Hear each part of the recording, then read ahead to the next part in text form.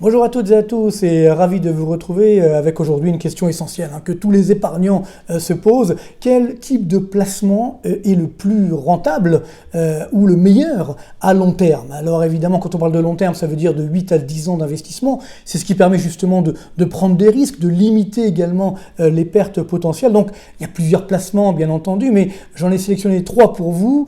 D'abord les marchés actions, l'or ou l'immobilier. Donc quel est parmi ces 3 placements le meilleur placement finalement sur le long terme? On va voir ça avec des graphiques comme d'habitude réalisés sans trucage et des graphiques qu'on ne voit jamais et on va les voir ici justement pour bien visualiser de ce que aujourd'hui nous pouvons continuer d'investir ou pas malgré les dangers, malgré les bulles potentielles. Donc voilà tout simplement le sujet du jour, un sujet donc extrêmement important et on va commencer tout de suite avec un graphique très simple qui représente ici le CAC 40 depuis le début des années 1990 et donc on se souvient que en 2000, au sommet de la bulle Internet, on avait atteint quasiment 7000 points sur le CAC 40. J'avais fait cette prévision à l'époque en 99, quand le CAC était à 4006. On voit bien que effectivement ça a complètement flambé. On a quasiment touché les 7000 points, 6945 points précisément. Après, évidemment, ça s'est complètement effondré. Et donc là, on voit que historiquement, finalement, nous n'avons toujours pas retrouvé le niveau de 2000. Alors là, évidemment, c'est le CAC 40 pris comme ça brut. Mais on oublie souvent que, en fait, l'avantage des actions, c'est qu'elles distribuent des dividendes. Donc, si on recalcule le CAC 40 avec justement les dividendes, en réinvestissant les dividendes, alors là, on a un graphique complètement différent et on voit que le CAC 40 est largement au-dessus de ces sommets de 2000. Donc là, on retrouve donc le CAC 40 qu'on appelle Gross Total Return. Ça veut dire, en fait, c'est finalement en intégrant les dividendes que servent les actions du CAC 40 et en réinvestissant ces dividendes. Et là, regardez bien, vous voyez, on est sur un niveau aux alentours des 18 000, alors que quand on regarde ici en 2000, au sommet de la bulle, on était autour des 10 000, donc on a largement effectivement dépassé. Et quand on regarde finalement à chaque sommet de bulle, on voit la bulle avant l'éclatement de la bulle des subprimes et de la faillite de Lehman Brothers, et bien finalement on a constamment dépassé ce niveau-là. Regardez ici, même avant la pandémie, on avait un niveau du CAC 40 qui avait bien flambé, ça s'est ensuite bien entendu effondré, et depuis on a largement retrouvé. Ce qui est intéressant de voir, c'est que même au plus bas, effectivement, du dégonflement, du crack finalement de la pandémie, on était tout de même à peu près au même niveau que ce qu'on avait en 2000. Donc vous voyez que finalement on n'a pas complètement perdu. Donc ça veut dire que sur longue période, généralement la bourse reste un placement rentable, reste un placement assez favorable. Bien sûr, il faut éviter les cracks. Alors c'est sûr qu'on a parfois des mauvaises surprises, il y a des cas d'école, par exemple ici le Nikkei, donc l'indice de la bourse japonaise, donc 225 valeurs, et là c'est vrai que quand on se souvient, au début des années 90, c'était à l'époque de la superpuissance du Japon, on était à quasiment 40 000 points sur le Nikkei, et ensuite ça s'est complètement effondré. Là on est en train de remonter, mais vous voyez qu'on est toujours en dessous des 30 000, donc on a encore de la marge pour retrouver le niveau de 1990. Et oui, mais c'est vrai qu'entre-temps, le Japon s'est enfoncé dans une déflation dramatique, une crise dramatique. Alors, pour tout vous dire, je me souviens très bien, j'étais jeune économiste à l'époque à la Banque Populaire en 1995, et il y avait soi-disant des cadors des marchés qui disaient à l'époque en 95, donc quand évidemment le Nikkei s'est effondré, la seule bourse sur laquelle on peut encore rêver aujourd'hui, c'est le Nikkei. Bon, on voit ce qui s'est passé ensuite, donc il faut faire attention, c'est pas parce que ça a baissé fortement que ça ne va pas encore baisser, mais là aussi, bien entendu, l'important, ça va être les dividendes qui vont pouvoir être observés. Alors, il y a un autre cas d'école qu'on a observé, du moins on n'était pas né bien entendu, mais qui s'appelle le crack de 29. Donc là on voit le Dow Jones. Alors on me reproche parfois de reprendre le Dow Jones, c'est pas le Standard & Poor's 500, il y a plus de valeur, mais là le Dow Jones, effectivement, historiquement, on a pas mal de données, donc y compris pendant le crack de 29. Et donc c'est vrai qu'on a eu cet effondrement donc au lendemain donc, du crack d'octobre de 29. Après on avait une petite remontada début 1930, et c'est ensuite évidemment que tout s'est effondré, avec le Dow Jones a perdu quand même 90% de sa valeur. C'est quand même assez dramatique. Et ensuite, bien sûr, c'est remonté. Alors, c'est sûr qu'on a eu la Seconde Guerre mondiale qui a un petit peu figé les esprits. Et donc, finalement, on a retrouvé le niveau du crack de 29 en 1954. Et oui, donc quand même, ça fait quand même 25 ans plus tard. Donc voilà, il y a des cas particuliers où finalement la bourse peut ne pas être rentable, même si encore une fois il y a des dividendes qui permettent de limiter là aussi les dégâts. Mais là c'est vrai que dans cette phase, alors c'est vrai qu'on avait eu un krach boursier, une guerre, c'est quand même assez rare. Donc, mais si on exclut effectivement ces phénomènes particuliers, on a quand même du potentiel. Et d'ailleurs si on regarde le Dow Jones, là sur très longue période, vous voyez, depuis justement les années 29, donc là vous voyez le krach de 29, on le voit quasiment pas bien entendu. En fait tous les krachs, on ne les voit pas parce que là évidemment on est sur un Dow Jones en 2021, sur de nouveaux sommets historiques. Donc quoi qu'on fasse finalement, on se rend compte que la bourse reste un placement, je dirais particulièrement performant, si évidemment on reste sur le long terme. C'est sûr que si on achète en haut de la bulle, ça peut être dangereux, mais je fais référence maintenant à une étude qui a été prise par le Credit Suisse Research Institute avec la London Business School et même l'université de Cambridge. Donc c'est une étude très sérieuse, donc qui porte sur 23 marchés nationaux. Et donc que voit-on? On voit que sur les 120 dernières années, donc c'est quand même un très large éventail, bien entendu. Alors, on ne va pas investir sur 120 ans, c'est sûr, mais tout de même, eh bien, on se rend compte que quand on corrige de l'inflation, parce que là aussi, pour regarder les vrais rendements, il faut enlever l'évolution des prix, donc de l'inflation, eh bien là, on a un rendement réel donc annualisé sur les marchés donc des actions de à peu près 5,2%. Donc, quoi qu'il arrive sur 120 ans, donc avec des cracks, avec des guerres, etc. Et sur les obligations, c'est seulement 2%, et pour les bons du Trésor, c'est seulement 0,8%. Donc là, effectivement, il n'y a pas de photo. On voit bien que les marchés boursiers ont de quoi rester particulièrement performants. Et si on se réfère sur la dernière décennie, on a quand même un rendement des marchés actions, donc malgré ce qui s'est passé autour de la pandémie, sur un rendement de l'ordre de 7,6% contre 3,6% sur les obligations. Donc ça montre bien que là aussi, il n'y a pas photo. Sur le long terme, les actions restent largement avantageuses par rapport aux obligations, mais tout le problème, encore une fois, c'est de savoir est-ce qu'on n'achète pas en haut d'une bulle. Et c'est vrai que quand on voit ici l'évolution du Dow Jones, c'est la courbe bleue, du CAC 40, c'est la courbe rouge. Donc là, depuis 2000, là, on a toutes les catastrophes. On voit qu'à chaque fois, effectivement, on a pu redémarrer. Là, c'était le krach Internet, la crise des subprimes, la crise chinoise de 2015, par exemple, et bien sûr, la faillite, pas du système, mais la crise du coronavirus, où on avait peur de la fin du monde finalement, eh bien on a redémarré malgré tout. Le problème, c'est qu'on est quand même très très cher aujourd'hui, ça sur le Dow Jones ou le CAC 40. Et pourquoi? Parce qu'en fait, alors bien sûr, ça veut dire qu'il y a une reprise qui est en train de s'observer pour 2021, une reprise économique, mais attention, le problème, c'est que on a déjà intégré cette reprise dans les cours boursiers. Pourquoi? Parce que l'an passé, regardez, là on voit l'évolution du Dow Jones donc en variation annuelle, c'est la courbe rouge, et la courbe bleue, c'est la variation du PIB mondial, donc augmenté de l'inflation, donc la richesse qu'on crée au niveau mondial. Donc on voit qu'habituellement, dès qu'on a une petite baisse, même de la croissance, a fortiori une petite baisse du PIB mondial, eh bien les marchés boursiers, donc là c'est le Dow Jones, s'effondrent. On a la même chose sur le Standard & Poor's 500 par exemple, sauf justement lors de la dernière récession. On a une récession, donc moins 4% de baisse du PIB mondial, et pourtant l'année dernière, le Dow Jones a augmenté de 8%.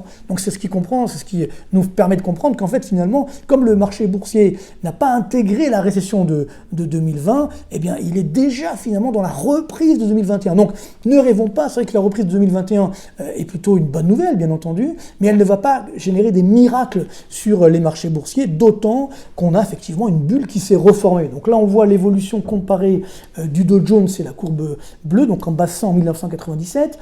La courbe rouge, c'est la même chose, mais pour le PIB mondial avec l'inflation, en baissant également en 1997. Donc on voit que finalement, ça suit plutôt la courbe bleue, a tendance à suivre la courbe rouge, du moins à évoluer de concert, et là, pas du tout. Alors, regardez l'année dernière, quand on a eu le krach du coronavirus, la courbe bleue avait rejoint la courbe rouge, là, la courbe rouge redémarre, parce qu'on a un redémarrage, et tant mieux, du PIB mondial, mais regardez, la bulle s'est reformée. On a un écart assez incroyable, du simple au double, quasiment entre la variation du Dow Jones et la variation donc du PIB mondial. Donc attention, la bulle s'est reformée. Donc ce qui veut dire qu'on ne peut pas exclure évidemment une baisse des marchés boursiers à court terme, d'où l'intérêt d'investir à long terme. Mais c'est vrai que ceux qui veulent investir sur le court terme, sur 3-4 ans, il y a quand même une probabilité de baisse qui est assez forte sur le Dow Jones, même si après ça redémarra.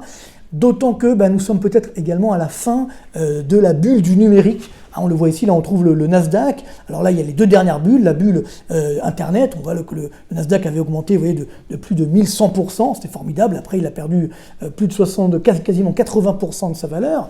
Ensuite ça a redémarré bien sûr, donc là on peut se dire sur le long terme le Nasdaq également génère une très forte performance. Vous voyez, depuis 2009 à 2021 on a plus de 1000% de variation, mais on voit que ça se stabilise. On a du mal à continuer à battre des records sur le Nasdaq. Et bien évidemment on va commencer à légiférer sur sur les GAFAM. On voit qu'aujourd'hui, il y a une guéguerre qui commence entre Google et Apple. Donc ça montre bien que, attention, il faut être extrêmement prudent sur les valeurs du numérique. Et donc ça pourrait marquer la fin, effectivement, de la bulle du numérique et donc la fin de la bulle boursière. Ce qui veut bien dire qu'à court terme, il y a quand même une forte probabilité pour que les marchés boursiers baissent.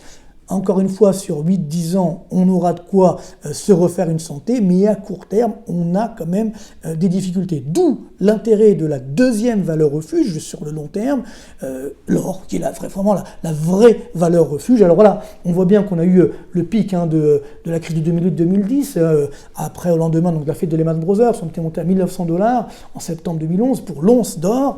Après, ça s'est effondré, puis ça a redémarré, on était à 2040, et là, regardez, depuis quelques semaines, ça revient. Au moment où je vous parle, on est à $1911 l'once, donc on est quand même relativement cher, mais ça veut bien dire que même si les marchés boursiers continuent d'augmenter, on se rend bien compte qu'il y a des dangers, et notamment des dangers donc d'un krach boursier, on vient de le voir, et c'est vrai que l'an passé, on a eu un phénomène anormal, où l'or a flambé, donc là, l'or ici, c'est la courbe bleue, alors que le Dow Jones également a continué de flamber, donc c'est vrai que c'est anormal, habituellement, quand on a un krach boursier, eh bien l'or a tendance à monter, et quand les marchés boursiers ont tendance à augmenter, eh bien c'est l'inverse, l'or a tendance à baisser, donc on peut faire effectivement les vases communicants, c'est pourquoi c'est important d'avoir les deux valeurs dans son portefeuille. Tout simplement, on voit ici que là, l'or et le Dow Jones, notamment et les marchés boursiers, ont évolué de concert, ils montent en même temps, ce qui est un petit peu anormal, mais ça veut dire également que l'or commence à anticiper peut-être une petite baisse des marchés boursiers, avec parallèlement évidemment l'inflation qui est en train de redémarrer, c'est ce qu'on voit ici. Donc à chaque fois qu'on a eu une flambée inflationniste, là c'est les deux premiers chocs pétroliers en 73 et en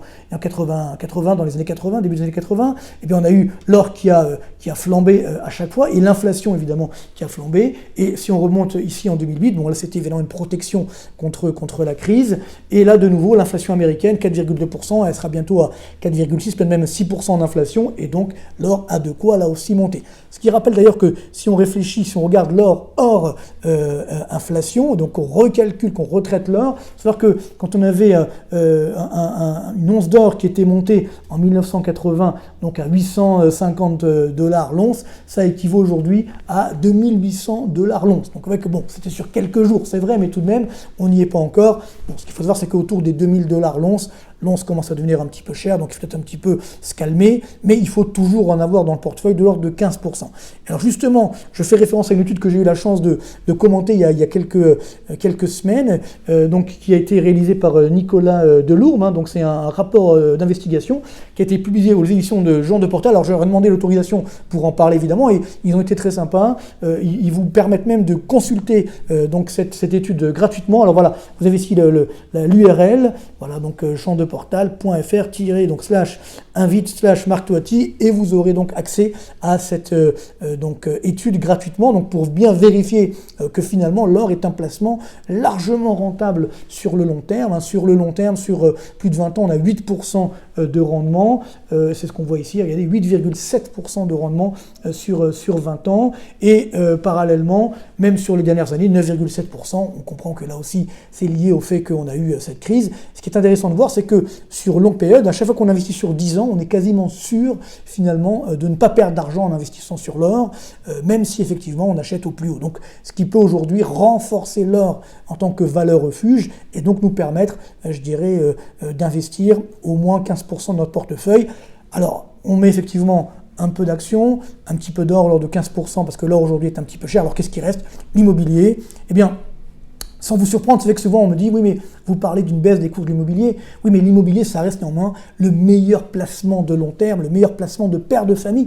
Déjà parce que c'est le seul placement dont on profite finalement au quotidien, j'ai envie de dire. Parce que surtout si on est propriétaire de sa résidence principale, donc on a investi puis on y vit. Donc c'est particulièrement intéressant. Et regardez ici, c'est les cours de l'immobilier en France depuis les années 80. Donc là on voit la bulle, je dirais, de 84-91 à l'époque. Alors ça s'est effondré ensuite, mais très vite on a redémarré. Donc vous voyez, sur 10 ans, on avait retrouvé le niveau du sommet de la bulle, et ainsi de suite. Alors là, c'est vrai que ça va très très loin. Là, la courbe bleue, c'est les cours de l'immobilier en France. La courbe rouge, c'est le PIB en valeur qui est créé en France. On voit, donc c'est en passant en 1984, on voit qu'on a un écart, évidemment, là aussi, du simple au double entre l'évolution des prix de l'immobilier et l'évolution du PIB en valeur en France. Donc il y a certainement un écart qui est important. Peut-être, et c'est vrai que j'anticipe ça depuis quelques temps, ce qui ne se produit pas encore, mais on a une potentialité de baisse de 10 à 15% des prix des logements pour revenir sur un niveau normal. Alors pourquoi ça ne s'est pas produit? Parce que justement les taux d'intérêt sont restés extrêmement bas. Donc là c'est vrai que c'est la bonne nouvelle ces dernières années, c'est comme les taux d'intérêt, c'est la courbe rouge ici, donc là c'est les taux d'intérêt des obligations de l'État français, n'ont cessé de baisser. Évidemment ça a permis d'entretenir la flambée de l'immobilier. Donc là on voit ici qu'on a vu effectivement des mouvements de baisse, mais ensuite qu'on peut redémarrer. Donc quand je parle de 10 à 15% de baisse sur l'immobilier, c'est pas dramatique, c'est juste un moyen de respirer un petit peu sur ce marché, de resolvabiliser la demande, et ensuite on retrouvera évidemment une remontée des cours de l'immobilier, donc il reste encore une fois un vrai placement rentable sur le long terme, d'autant que si jamais on doit vendre sa résidence principale, je vous rappelle qu'on ne paye pas d'impôt sur la plus-value, c'est l'un des seuls placements, pour dire le seul en France, qui permet justement de ne pas payer d'impôt sur la plus-value, parce que quand on achète des actions, il faut payer les impôts sur les gains, sur donc la plus-value, sur les dividendes, sur l'or aussi, il faut payer des impôts. Alors là, sur le montant d'or qu'on va vendre, c'est pas simplement sur la plus-value, donc il y a beaucoup d'impôts, alors que sur la résidence principale, si jamais on a envie de la vendre, de prendre sa plus-value, on ne payera pas d'impôt dessus. C'est le seul placement qui permet de faire ça. Bien sûr, il y a le livret A où on ne paye pas d'impôt, mais ça ne ramène pas grand-chose, bien entendu. Donc, en conclusion, j'ai envie de dire, eh bien, pour tout, je dirais, père de famille, entre guillemets, mais également pour tous nos jeunes, j'ai envie de dire que le vrai enjeu, c'est d'abord d'acquérir sa résidence principale. C'est le meilleur placement sur long terme. C'est celui qui va vous protéger contre les difficultés de la vie et qui va également offrir un rendement assez net. Ensuite, bien sûr, on investit sur les marchés actions, peut-être certainement prendre des grands indices, même si à court terme, ça va baisser un petit peu, ça remontera ensuite. Et bien sûr, mettre de l'or pour éviter, je dirais, d'avoir des difficultés notamment liées à l'inflation. Donc ça veut dire que c'est une valeur refuge sur laquelle il faut évidemment miser. Et puis bon, pour ceux qui ont un petit peu, je dirais, sont inquiets, toujours une poire pour la soif, avec un peu de placement sur livret, type livret A, ça ramène pas grand-chose, mais c'est tout de suite mobilisable. Donc voilà, c'est aujourd'hui vraiment le conseil qu'on peut donner, avoir évidemment une vision de long terme pour son épargne, garder un petit peu pour le court terme. Et puis bien sûr, comme l'épargne a flambé l'année dernière, 120 milliards d'euros d'augmentation de l'épargne des Français, n'oubliez pas également de consommer, d'utiliser cette épargne. Carpe diem, profitons effectivement de l'instant présent, et puis sur le reste, investissons sur long terme pour justement nos vieux jours et puis nos enfants également. Et donc finalement, de ce point de vue-là, on aura réussi à rentabiliser notre épargne sur du long terme. Donc n'oubliez jamais le couple rendement-risque. Le meilleur moyen de limiter le risque, c'est d'investir sur le long terme, de pouvoir digérer les différentes crises, que ce soit sur les marchés boursiers, sur l'or et bien sûr sur l'immobilier. Donc bons investissements, bons placements. Merci beaucoup et à très bientôt.